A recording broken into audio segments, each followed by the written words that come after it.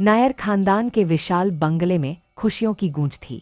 नरेश की पत्नी ज्योति ने एक प्यारी सी बच्ची को जन्म दिया था। डॉक्टर ने जब नरेश को कमरे में बुलाया तो उसने अपनी पत्नी और नवजात बच्ची को देखा। उसकी आंखें भर आईं। पत्नी बेहोश पड़ी थी और डॉक्टर के हाथों में उसकी बेटी रो रही थी। नरेश ने अपनी बच्ची को गोद में उठाया और भावुक होकर कहा, मेरी प्यारी सी परी तो कितनी सुंदर है। मैं और तुम्हारी माँ ने तुम्हारे लिए कितनी तपस्या की है, कितनी रातें जागे हैं और आज तू हमारे सामने है। उसकी आंखों से खुशी के आंसू झरने लगे। थोड़ी देर बाद जब यह खबर कृष्णा नायर और यशोदा तक पहुंची तो दोनों खुशी से झूम उठे।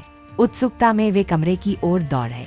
कृष्णा नायर मुस्कुराते हुए बोले, लगता है तुम मुझसे पहले पहुंच गईं। यशोदा हंसते हुए बोली, अरे मुझे इंतजार नहीं हुआ, मैं तो अपनी पोती को देखने चली आई। दोनों ने जब पोती को देखा तो उनके चेहरे पर अचरज और प्रसन्नता दोनों झलक उठे। बच्ची की आंखों में असामान्य तेज था। उसकी मुस्कान में एक दिव्यता थी। ऐसा लगा मानो उसके जन्म से पूरे घर में प्रकाश भर गया हो।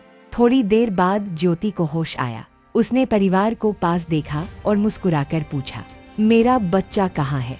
यशोदा ने कहा, बहू देख, तेरी बच्ची कितनी तेजस्वी है, कितनी दिव्य लग रही है। ज्योति ने अपनी बेटी को देखा और भावनाओं से भर उठी। 5 वर्षों की शादी के बाद वह आज माँ बनी थी। उसने सोचा, कितनी बार दूसरों के बच्चों को देखकर मन में दर्द होता था और आज वही सुख उसे मिला है।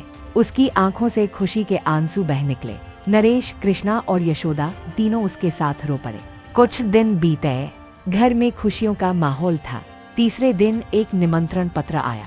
मैं अशोक वेदमती अपने पोते के जन्मोत्सव के अवसर पर 15 तारीख सोमवार को आप सभी को सपरिवार आमंत्रित करता हूँ। यह देखकर कृष्णा नायर बहुत प्रसन्न हुए और उन्होंने उत्सव में जाने की स्वीकृति दे दी।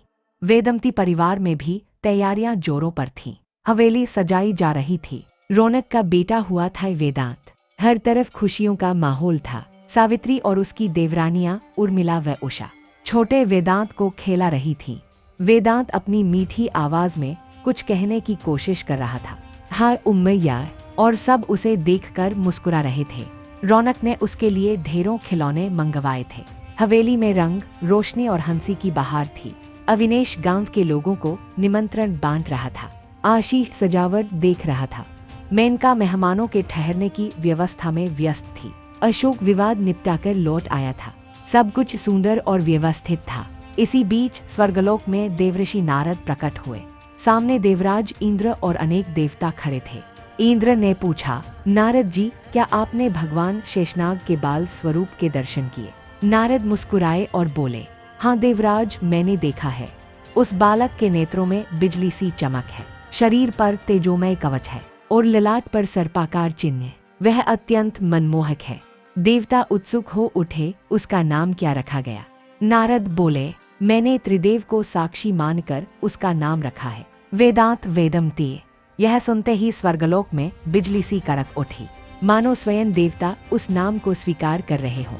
देवता उस जन्मोत्सव में जाने के लिए आतुर हो उठे। उधर पृथ्वी पर भी बस 7 दिन शेष थे। हवेली में चारों ओर उल्लास था, पर उसी दौरान कुछ अजीब हुआ। वेदांत को पालने में सुलाया गया था। अचानक उसका अंगूठा पालने से लगा और वह पल भर में टूटकर बिखर गया। सब चौंक गए। सावित्री ने दौड़कर बेटे को गोद में उठा लिया। सबको लगा जैसे किसी ने हमला किया हो। गार्ड्स को तुरंत चौकन्ना कर दिया गया। मेनका घबराकर बोली, ये कैसे हुआ? पालना ऐसे कैसे टूट गया? किसी को पता नहीं था कि यह सब उसी छोटे वेदांत का किया हुआ था। वह मासूम मुस्कुरा रहा था, मानो जानता हो कि सब घबरा रहे हैं। सिर्फ 3 दिन का बच्चा होते हुए भी उसकी शक्ति असाधारण थी। शायद उसके भीतर केवल 1% ही दिव्य शक्ति सक्रिय थी, पर वह भी किसी साधारण इंसान से कहीं अधिक थी। अशोक ने सबको बैठक में बुलाया। उसने कहा, समारोह में कोई अनहोनी हो सकती है। शायद कोई वेदांत को नुकसान पहुंचाने की कोशिश करे। हमें उसकी सुरक्षा का विशेष प्रबंध करना होगा। सभी ने सहमति जताई। उस रात रौनक ने निश्चय किया कि वह अपने बेटे के चारों ओर एक ऊर्जा कवच बना देगा। उसने ध्यान लगाया, मंत्र उच्चारित किया और वेदांत की ओर हाथ फैलाया। कुछ ही क्षणों में उसके चारों ओर अदृश्य ऊर्जा कवच प्रकट हो गया। दोनों निश्चिंत होकर सो गए। पर रौनक और सावित्री नहीं जानते थे वेदांत के चारों ओर पहले से ही एक प्राकृतिक ऊर्जा कवच था जो कोई नहीं देख सकता था। रात के 3 बजे अचानक वेदांत रोने लगा। उसकी चीख से पूरी हवेली गूंज उठी। सब भागकर कमरे में पहुंचे, पर जैसे ही वे अंदर गए वेदांत शांत हो गया। सावित्री ने बताया, उसे भूख लगी थी, मैंने दूध पिला दिया। सब लौट गए। सुबह होते ही हवेली में फिर चहल पहल शुरू हुई। मेनका का मन अस्थिर था। उसने कहा, मुझे लगता है हमें वेदांत के नाम पर एक पूजा रखनी चाहिए, उसके अच्छे भविष्य और सुरक्षा के लिए। अशोक ने सहमति दी और पंडित जी को फोन किया। पंडित ने गणना कर बताया 15 तारीख सोमवार सुबह 10:45 का शुभ मुहूर्त है। सब चौंक गए। वही दिन तो जन्मोत्सव का था। फिर भी तय हुआ कि पूजा और समारोह दोनों साथ होंगे। 6 दिन पलक झपकते बीत गए। आ गया जन्मोत्सव का दिन। पूरी हवेली लाइटों से जगमगा उठी। मेहमान आते जा रहे थे। गेट पर अभिषेक और प्रकाश स्वागत कर रहे थे। अशोक और उनके बेटे मेहमानों से मिल रहे थे। तोहफों का ढेर लग गया था। इसी बीच नायर परिवार के कृष्णा नायर और नरेश भी पहुंचे। पुराने दोस्त अशोक और कृष्णा ने एक दूसरे को देखकर गले लगाया। दोनों ने एक दूसरे को बधाई दी। एक के घर पोता तो दूसरे के घर पोती। उनकी खुशी देखने लायक थी। उसी वक्त सीढ़ियों से रौनक, सावित्री और मेनका नीचे उतरे। वेदांत को गोद में लिए। हॉल में किसी ने कहा, घर का चिराग आ गया। सबकी नजरें उस बच्चे पर टिक गईं। उसकी नीली आंखों में ऐसी चमक थी कि कोई उससे नजर नहीं हटा पा रहा था। उसके चेहरे पर दिव्य आभा थी। उसे सोने के पालने में सुला दिया गया। कुछ क्षणों के लिए पूरा हॉल मौन हो गया, जैसे सभी उसकी ऊर्जा को महसूस कर रहे हों। तभी अविनेश ने माइक संभाला और घोषणा की, अब हमारा वेदांत आ चुका है, आइए समारोह शुरू करते हैं। जैसे ही सबने ताली बजाई, हॉल के बीचों बीच जमीन से 20-25 फुट ऊपर है एक तेज प्रकाश द्वार प्रकट हुआ। इतनी प्रचंड रोशनी की सबकी आंखें चौंधिया गईं। उस प्रकाश से कई अलौकिक आकृतियां बाहर निकली। लोग घबरा गए। ये कौन है? कहीं वेदमती परिवार के शत्रु तो नहीं? क्या ये लोग समारोह में कोई अनर्थ करने आए हैं?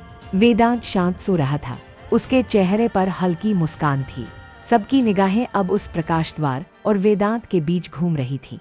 कोई नहीं जानता था कि आने वाले कुछ क्षणों में क्या होने वाला है। क्या ये दिव्य आगंतुक देवता है या कोई अंधकारमय शक्ति?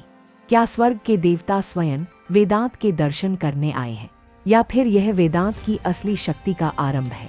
जानिए इस रहस्य की सच्चाई। सुनिए आकाश पुत्र का अगला एपिसोड सिर्फ त्रिपुरा टेल्स चैनल पर। अगर आपको यह वीडियो पसंद आया हो तो चैनल को सब्सक्राइब करें और बेल आइकन को जरूर दबाएं। साथ ही कमेंट में बताएं आपको कौन सा भाग सबसे ज्यादा रोमांचक या पसंद आया।